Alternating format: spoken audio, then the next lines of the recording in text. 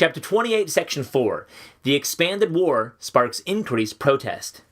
By the time Nixon entered office in 1969, some 30,000 Americans had already died in Vietnam. During his first year as president, 11,500 more died and 55,000 were wounded. Over the next 3 years, however, Vietnamization drastically cut U.S. casualties as more and more soldiers came home. Their ARVN replacements, though, had not yet shown they could stand up to an NVA assault. They got another chance in the spring of 1972. On March 30th, North Vietnamese troops, backed by tanks and artillery, invaded South Vietnam. They smashed through the ARVN defenders at the border. The U.S. military, with just 6,000 soldiers left in the country, provided air power to counter the invasion. Then Nixon took a bolder step. In April, for the first time since 1969, he unleashed U.S. bombers on North Vietnam. He also ordered the mining of Haiphong and other North Vietnamese ports, where war supplies from the Soviet Union and China arrived. His stated goal was to destroy the enemy's war-making capacity. By mid-June, the North's offensive had been shut down, and ARVN forces had begun pushing their invaders back. Nixon declares, "Peace is at hand." North Vietnam's failed invasion caused it to soften its stand at the secret Paris peace talks. North Vietnamese negotiators withdrew their demand that South Vietnam's government share power with the Viet Cong. For its part, the United States stopped its bombing and agreed that some NVA forces could stay in the South. These compromises allowed Henry Kissinger to reach an agreement with Hanoi's diplomats. At a news conference less than 2 weeks before the 1972 presidential election, Kissinger announced, "We believe that peace is at hand." By that time, polls showed that Nixon already had a large lead over Democratic candidate George McGovern, an anti-war senator. Nixon went on to win a second term in a landslide. But peace was not at hand. South Vietnam's president, Nguyen Van Thieu, feared that the United States was abandoning his country to the communists. He insisted on dozens of changes to the Paris Agreement. Learning of the changes, Hanoi's leaders backed out, and the peace talks collapsed. Frustrated by the failed talks, Nixon decided to punish the North.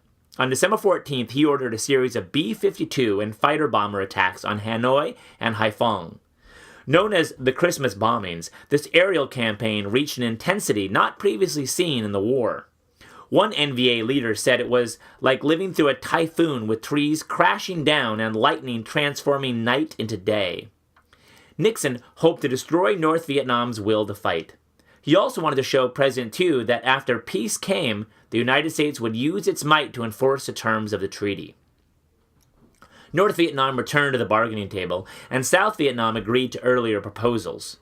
By late January, the negotiators had a final treaty ready to sign.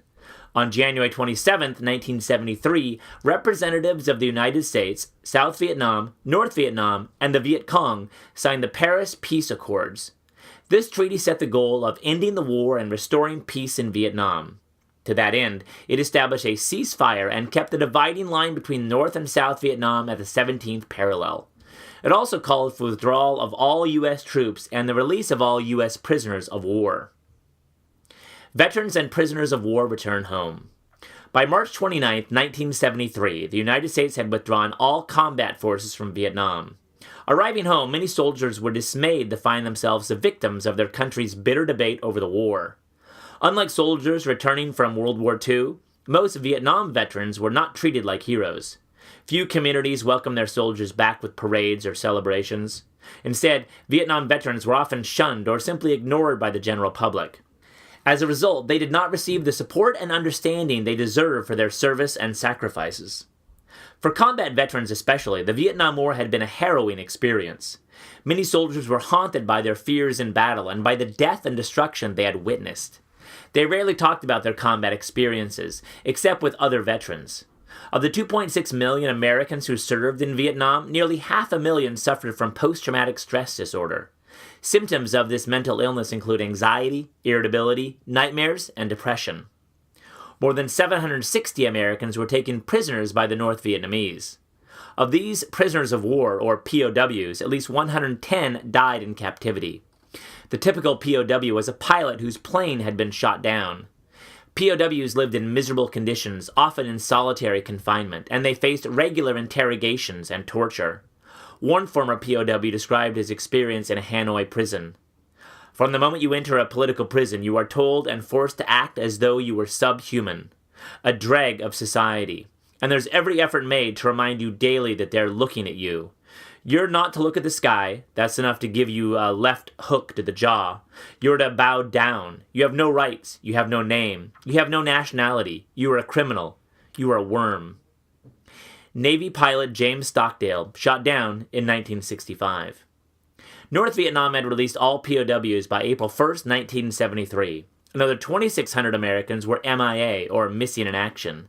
Some 1,800 MIAs are still unaccounted for today. Few, if any, are thought to be alive.